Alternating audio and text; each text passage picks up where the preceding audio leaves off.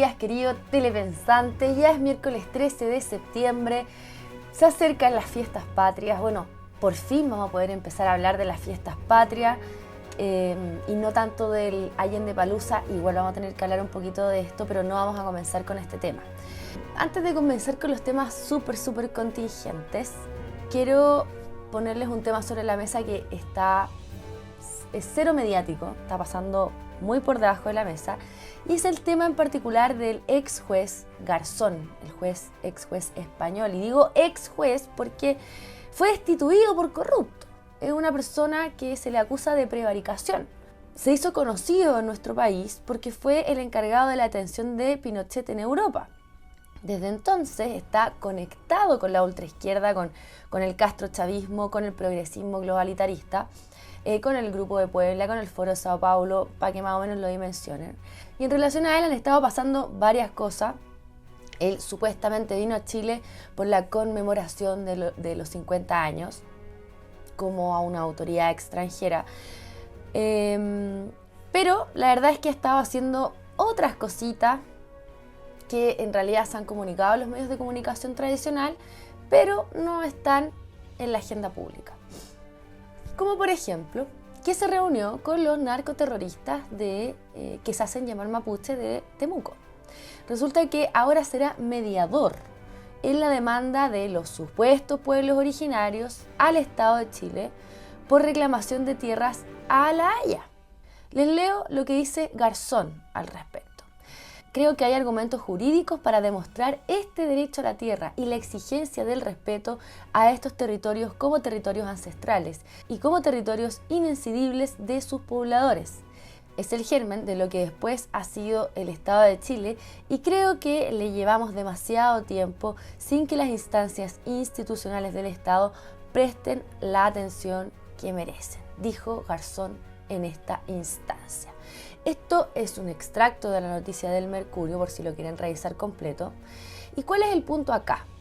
Que esto es muy grave, obviamente, porque esta gente quiere seguir con el tema del plurinacionalismo, como no les funcionó en el primer proceso constituyente. Están buscando otras formas de tomar fuerzas, de, entre comillas, empoderar a estos grupos narcoterroristas mal llamados grupos mapuche. Y obvio que esto es de mucha conveniencia para los organismos internacionales, sobre todo estos que están repletos de socialistas progresistas del tipo Michelle Bachelet, ¿no? Esto fue muy criticado por los parlamentarios de este distrito, de esta zona, por obviamente parlamentarios de derecha, pero también por parlamentarios amarillos como Andrés Jonet. Ahora, estas cosas que son como coincidencias de la vida, ¿no? Que solo pasan como en House of Cards, no en la vida real. Quiero comentarles nuevamente la noticia que les comenté el lunes, porque ocurrió el fin de semana pasado.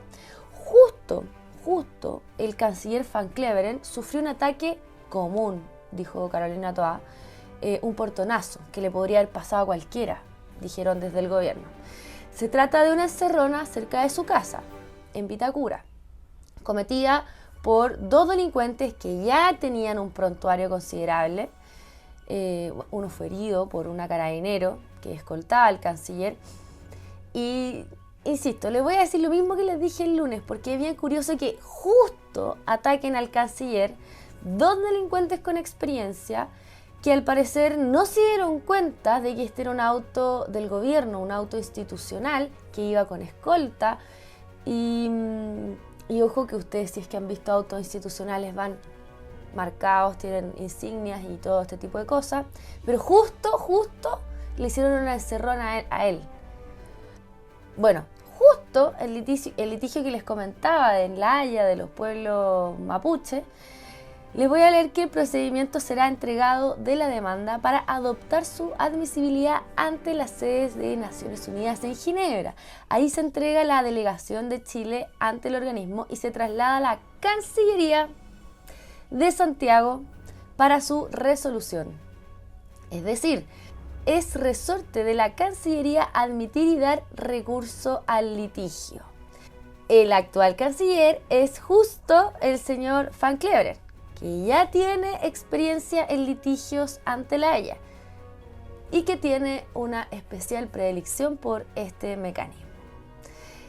Ahora, existe un antecedente previo. Cuando Bolivia demanda a Chile ante la Haya por el tema del Silala, la oposición lo declara no admisible. Y también estaba involucrado el señor Van Cleverer. Y recordemos que el señor Garzón estaba apoyando justo a Bolivia. Curiosa la política, ¿no? Las coincidencias. Bueno, hay otro precedente. Fue el señor Van Cleverer el que le ganó al señor Garzón en el caso de Pinochet en Londres, junto obviamente a un equipo de abogados. Otra coincidencia súper loca de la vida, ¿no? Es curiosa la política. Bueno, este es un mensaje a la casta política. Deben estar preparados para este tema. No es simple porque ustedes, como podrán darse cuenta, hay muchas coincidencias. Quizás hubiesen algunos poderes fácticos involucrados en todo esto que están como debajo del radar. La Araucanía chilena es importante, Chile es importante en todo el proceso revolucionario latinoamericano porque Chile es un referente latinoamericano, por lo tanto van a querer tomarse a este referente porque los ciudadanos de Latinoamérica han estado peleando en contra de este socialismo dentro de lo posible y el faro de observación es Chile. Por lo tanto, por eso tanto esfuerzo de la izquierda para tomarse este país. Y obviamente en relación a los pueblos originarios, Chile está marcando un precedente y podría usarse como ejemplificador. Así que a la casta política que funciona como oposición a estos temas del socialismo, por favor presten atención a esto que es realmente relevante. Y nos vamos a ir a lo más reciente. El día de ayer el diputado Gonzalo de la Carrera, diputado independiente, leyó una carta firmada por 27 internos de Punta Peuco. Vamos a ver un fragmento del video que obviamente lo recorté porque es muy larga la carta, pero les voy a dejar algunos puntos relevantes en virtud del tiempo. Donde hemos abierto un diálogo y hemos convenido los términos de la carta que se me ha encomendado hacer pública ahora. El momento en que la patria celebra un aniversario más de su independencia y rinde homenaje a su ejército, siempre vencedor y jamás vencido, los abajo firmantes, oficiales de ejército y demás instituciones de las Fuerzas Armadas y de Orden, privados de libertad por hechos ocurridos hace 50 años, sentimos el patriótico deber de señalar a nuestros compatriotas que si bien cumplimos sentencias judiciales que han emanado de un sistema procesal que fue desechado por injusto e inquisidor, lo hacemos con la dignidad y el estoicismo propio de un soldado. Reconocemos que en el cumplimiento de nuestros deberes y en la forma como los entendíamos en esa época, muchas de nuestras acciones produjeron violaciones a los derechos humanos con graves consecuencias. Bueno, ¿qué es lo que piden en resumidas cuentas? Una conmiseración, y piden a los altos mandos del ejército de aquel entonces asumir responsabilidades por las violaciones de derechos humanos en el gobierno militar para exculpar a cabos y clases. Me parece súper noble gesto. Esto quizás incluso pudiese servir no solamente a los que ya están internos en Punta Peuco, sino a aquellos que están en proceso, porque recordemos que todavía hay muchos exmilitares o militares en retiro que están en un proceso para ser detenidos y llevados a Punta Peuco. Así que espero que esto les sirva a ellos, espero que la izquierda lo considere, aunque las declaraciones del día de ayer nos dicen absolutamente lo contrario. Vamos a ver un video. La posición oficial, y lo quiero remarcar, de la bancada de la democracia cristiana en estos temas, en que los delitos, insisto, de lesa humanidad, solo cabe la justicia. Ahora, que sean los propios violadores de los derechos humanos quienes reconozcan que lo hicieron, yo espero que las fuerzas de derecha no tengan más argumentos para decir que en nuestro país no hubo una violación sistemática de los derechos humanos. El derecho internacional de los derechos humanos establece que frente a... Siguen insistiendo que habían violaciones sistemáticas de los derechos humanos y que estos actos podrían haber conducido a esto, ¿no? Qué terrible el nivel de resentimiento de esta gente. Porque, insisto, todo esto va dentro de un contexto de guerrilla, de ya quizás un proceso de salida de la Guerra Fría. Aquí había una guerra, aquí la gente de Allende, el MIR, el Frente Patriótico Manuel Rodríguez, el GAP, era gente que estaba altamente armada, patrocinada por la izquierda internacional, por la Unión Soviética, les mandaban armas, qué sé yo. O sea, también hay muchos responsables en ese lado. Quizás murieron inocentes telepensantes, nadie puede decir lo contrario, eso es lamentable. Nadie quiere que estas cosas pasen en un país. Pero aquí tenemos solamente a un grupo de condenados. Y es lamentable, hace ya 50 años, gente mayor, en promedio de edad más de 75 años. Imagínense ustedes. Esto es inhumano también. Miren, Carmen Hertz dice: esto es una carta de lloriqueo y lamento de crímenes de lesa humanidad brutales que tienen la desfachatez de pedirle al poder político conmiseración, habiendo cometido crímenes atroces. Esta mujer es inhumana. Carol Cariola dice que no se arrepienten, que no son los tribunales los que tienen que resolver, que digan quiénes les dieron las órdenes. Carol Cariola, que ni siquiera vivió esta época, llenos de odio. No se conforman con absolutamente nada, les piden disculpas y no las aceptan. Si quisieran realmente reparación, ¿hay algo más sano que recibir una disculpa, un perdón? ¿Que te pidan perdón? Obvio que no quieren reparación, quieren sostener un relato y quieren seguir generando odio. Eso es lo único que les interesa. La venganza. El ministro Cordero, el ministro de Justicia: los delitos de lesa humanidad no son indultables. ¿Se dan cuenta? No quieren reparación, no quieren sanar esta herida, quieren mantenerla abierta por siempre, porque necesitan sostener el relato. Si no, se les acaba todo. Insisto, si tú quisieras sanar, ¿hay algo más reparador que la contraparte te pida perdón? ¿Que reconozca el error? No quieren telepensantes. Miren, como dato a toda esta gente que está tan sentida y tan dolida y en realidad es sin perdón y sin olvido, ¿saben cuánto nos costó el Allendepalooza? Recordemos que la semana pasada les comentaba que la Contraloría deja sin efecto el contrato que tenían para esta época con la productora, porque, o sea, que en el fondo podía declararse ilegal porque estaba mal hecho, que llevan todo el año preparando un evento. En realidad yo creo que desde que asumieron el gobierno, en relación a los 50 años, y hicieron mal el contrato. Bueno, a 4 días del Allendepalooza hicieron un trato directo por más de 640 millones de pesos. Sí, más de 640 millones de pesos solo en el evento mismo. A esto hay que incluirle las páginas web, la difusión y otro montón de cosas más que hicieron. Solo, me imagino yo, que el encarpado, que las sillas, que el sonido, no sé qué, 640 millones de pesos. Mientras los chilenos en el sur están sin casa por las inundaciones, sin caminos, aislados, mientras la inflación azota a los hogares más pobres, mientras hay edificios en Concón que se están cayendo en responsabilidad compartida entre la inmobiliaria y el MOP, mientras las listas de espera en los centros de salud público aumentan, mientras FONASA le debe plata a las clínicas privadas, mientras el crimen organizado se apodera de nuestras calles y no hay plata para darle más recursos a carabineros, etc. Bueno, mientras todo esto pasa, yo podría seguir con una lista interminable de prioridades que claramente hay en este país. 640 millones de pesos para Allendepalooza. Bueno, los jefes de la bancada republicana por esta razón van a interpelar a la ministra Toá para que rinda cuentas de cómo se están gastando el presupuesto y porque además no han contestado a muchos de los oficios que han enviado desde la Cámara de Diputados en su rol fiscalizador. Vamos a ver el video del diputado Johannes Kaiser. Para hacer una interpelación a la ministra del Interior en razón de su falta de respuesta a los oficios emanados de esta Cámara, lo cual es una falta constitucional. No puede ser que el gobierno ignore al Congreso cuando el Congreso lo está fiscalizando.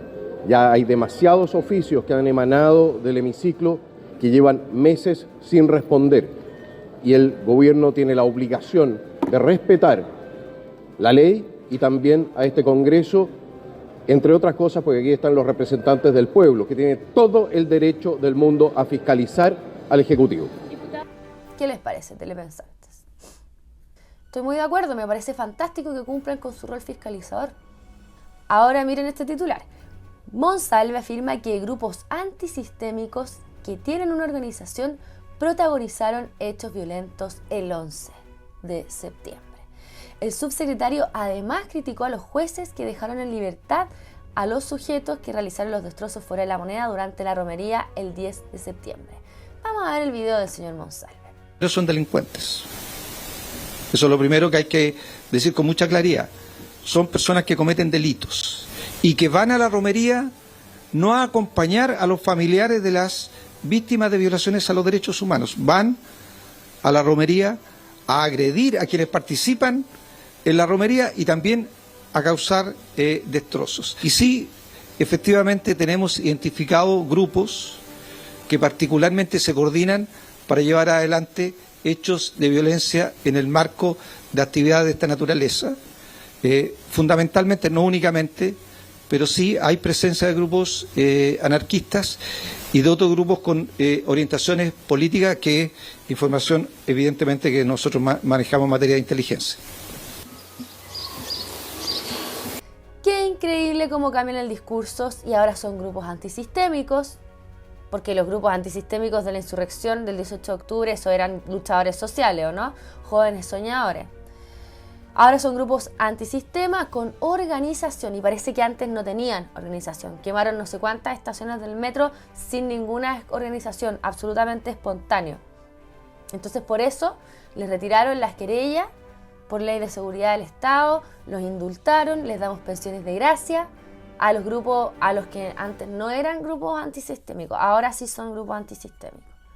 Además les comento que los actos represivos del gobierno por parte de los agentes del Estado, como dice la izquierda, dejaron a unos con un problema ocular. Así que podríamos decir quizás también que Boric es un violador de derechos humanos, no sé, yo me pregunto, o esto ahora ya no vale. No sé, yo me pregunto. Ahora, según también lo que dice Monsalve, separar a estos grupos vandálicos de los manifestantes pacíficos, como si los manifestantes realmente fueran pacíficos, quizás en ese momento no estaban realizando actos vandálicos. Pero entendamos las banderas que llevaban ese día, no se olviden, eran banderas del Partido Comunista, un partido que tiene intrínsecamente ideas violentistas y totalitarias. Banderas del MIR, banderas del Frente Patriótico Manuel Rodríguez, del GAP, telepensantes. O sea, no es como que los que estaban en la marcha pacíficamente eran realmente pacíficos, eran los mismos. Miren, Camila Vallejo, mientras tanto, condenamos energéticamente cualquier acto de violencia en contra de los trabajadores de la prensa. Estos no pueden ni deben ser tolerados por nuestra sociedad. Balearon a un periodista del Mega. Además hizo referencia en un tuit a la libertad de prensa y a la libertad de expresión, Camila Vallejo, después de que nos quiere censurar. No, si es que el nivel de hipocresía de esta gente, el doble discurso es impresionante. Ahora, ojo, ellos lo encuentran intolerable, criticable, condenable, todos estos calificativos que le ponen, pero en realidad no han hecho nada al respecto. Fíjense que solo en el 11 fueron 108 los detenidos, 77 de ellos en la región metropolitana. Solo uno quedó en prisión preventiva de los 108. Y entre ellos, fíjense ustedes que curiosamente hay un profesor cercano al Partido Comunista, precisamente. Profesor. Entonces así uno entiende por qué los estudiantes son de esta manera, ¿no? Bueno, entre los incidentes destaca, por ejemplo, incidentes, yo digo incidentes por un poco, porque así están hablando los hipócritas del gobierno, ¿no? Y de la prensa. Porque a mí esto me parece una hipocresía, estos son ataques. Bueno, saquearon el metro de la futura estación Hospital, El Pino. El metro San Bernardo, telepensante, que se está construyendo para los grandes poderes económicos de San Bernardo, para los millonarios de la comuna, ustedes saben. No, con esto no quiero decir que está bien robarle a los ricos y famosos. No, está mal, igual, obvio. pero en el fondo que se entienda que están afectando a la gente más pobre de este país, pues telepensante. Es el pueblo en contra del pueblo al final del día, pero que no es el pueblo, ahora sabemos ya que son grupos organizados, dijo Monsalve. Mientras tanto, 14 carabineros fueron heridos, con balas, con perdigones, qué sé yo, 14, en la conmemoración famosa esta. Ahora, lamentablemente, en esta jornada también vandalizan nuevamente una estatua de Salvador Allende en San Joaquín. Lamentable. No es primera vez que lo hacen. Y pasando ya a otro tema, nos vamos acercando a las tomas de decisiones en relación al proyecto de constitución de la dictadura constituyente 2.0. Telepensante, no me voy a aburrir de llamar a esto dictadura constituyente, porque la verdad es que no nos preguntaron a los chilenos. Esta decisión la toma la casta política en relación a una elección anterior, a un plebiscito anterior. No nos preguntaron esta vez si queríamos otro proceso constituyente. Esta fue una decisión de la casta política para la casta política. Más allá de que el resultado pueda ser bueno, pueda ser malo, pero esto es una realidad. Y de hecho, hay algo que dice el Partido Comunista que tiene razón, que es que en el fondo la casta política, incluyendo al Partido Comunista, ¿no? Porque ellos participaron de esto, validó el resultado de esta elección pasada, pero solo la mitad. Porque recordemos que lo que dijo la gente era que quería un proceso constituyente sin la casta política. Entonces, la casta política validó la primera papeleta, la de la apruebo y la del rechazo, pero no validó la segunda papeleta. Entonces, bueno, ahora ustedes dirán, están con la izquierda. No, telepensantes. La izquierda está con nosotros, el Partido Comunista está con nosotros, porque ellos formaron parte de este acuerdo, recuerden, desde el Partido Comunista hasta Chile Vamos. Ellos formaron parte de este acuerdo. ¿Cuál es la diferencia entre el Partido Comunista y nosotros? ¿Y por qué yo digo que ellos en realidad están con nosotros? Porque nosotros nunca validamos este proceso. Porque nosotros, a pesar de que estamos y que tenemos una mayoría en el Consejo Constituyente, seguimos estando en contra de este proceso. Más allá de que el resultado pueda ser a favor o en contra, que básicamente, para que se entienda, el Partido Comunista ahora está en contra porque son minoría, porque les resultó mal el tema. Si fueran mayoría, no lo estarían. ¿Se entiende cuál es la diferencia entre cocina política y tomar decisiones en base a las convicciones? Esa es la gran diferencia. Bueno, siguiendo con el tema. Se comienza a votar en el Pleno las enmiendas aprobadas por las comisiones ya esta semana. Estaba pronosticado para el día jueves, pero se cambió para el día viernes. No nos olvidemos que después de votarse en el Pleno viene una comisión mixta, por lo tanto tampoco hay nada decidido. Obviamente si dejan cosas afuera uno ya puede tomar una decisión, ¿no? Pero para los que quieran tomar esta decisión con el documento en la mano, en base a lo que esté escrito. Pero después viene entonces una comisión mixta en donde se pueden volver a reajustar todas las decisiones, todas las enmiendas que se votaron en el Pleno. Y como última noticia, les quiero contar que descubren litio en un volcán en Estados Unidos.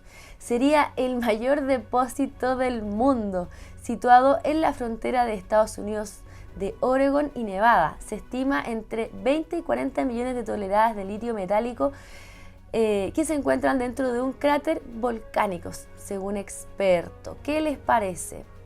¿Se nos acabó la fiesta del litio? Bueno, esto depende, y depende de muchas cosas. Entre tantas cosas, de lo que nos explicó una vez Elon Musk. En realidad se lo explicó al ministro de Economía, el señor Grau. ¿Se acuerdan por Twitter que hubo una gran polémica al respecto? ¡Qué vergüenza! Bueno, depende del valor agregado que se le da al producto, el grado de refinación, ¿no? Por ejemplo, esto es un ejemplo. Ahora, quizás esto es una más mala noticia para los chinos que para los chilenos, porque ellos estaban tratando de monopolizar el mercado del litio. El punto es que si Boric insiste con este proyecto de nacionalizar la extracción, de hacer un proyecto supuestamente público-privado desde Codelco que es absolutamente ineficiente, que depende del gobierno de turno, porque al final para lo único que sirve es para pagar favores políticos, ¿no? De hecho, recordemos que el año pasado el litio privado le entregó más plata al Estado que Codelco mismo, que es supuestamente que es estatal, ¿no? Eso es un tremendo error. En fin, bueno, para cerrar este noticiero del día de hoy, los quiero dejar con un video del periodista Matías del Río, que nos cuenta algo que es muy relevante. Antes, obviamente, tengo que recordarles suscribirse a nuestro canal, dejarnos un comentario, compartir estos contenidos, invitar más gente a esta comunidad de los telepensantes para que podamos llegar a más público, para que podamos seguir defendiendo nuestras ideas con mayor fuerza. Recuerden que hoy día tenemos programa de la Vane, siempre muy interesante, ustedes ya lo saben. Y bueno, me despido, nos vemos mañana. Soy la Clau Ormeño para Esfera Pública. Adiós. ¿Imaginan la situación que hay respecto de otros delitos cuando está ocurriendo algo así? Y me ponía el ejemplo, cuando estaban disparándole a la prensa o cuando atacan una comisaría, como ocurrió después del 18 de octubre, en fin. ¿Ustedes imaginan que hay un policía que está pudiendo dedicar su energía, su cabeza, su estrategia, o está pudiendo elaborar o ejecutar algún plan, por ejemplo, antinarcótico? ¿Ustedes se pueden imaginar cuánta carga de droga se puede mover en un día como de mayor desorden o anoche mismo? Bueno, y ahí entonces me decía, bueno, ahí uno entiende dónde están los incentivos muchas veces de estos grupos del delito, del crimen organizado, a o participar, o financiar, o facilitar estos tipos de desórdenes muy masivos, porque hacen que las policías enfoquen toda su energía y su esfuerzo a parar un incendio, que es un ataque a una comisaría, por ejemplo. Entonces, ojo, porque los grupos de crimen organizado no solamente se benefician con estos grandes desórdenes, estas grandes escobas que quedan, cuando ellos después ofrecen seguridad, o sea, tú tienes en tu barrio que está la grande y tú después vas con tus soldados de la droga y ofreces tú la seguridad de tu cuadra, sino además porque te permite hacer todos las operaciones logísticas de llegada y salida de tu embarque o de bodegaje de la droga y de la mercancía. Me quedó bien clara la explicación que me daba esta persona, y entonces, ojo, cuando están pasando estos eventos de gran impacto y de gran concentración de requerimientos policiales, ¿qué es lo que está pasando por detrás de eso?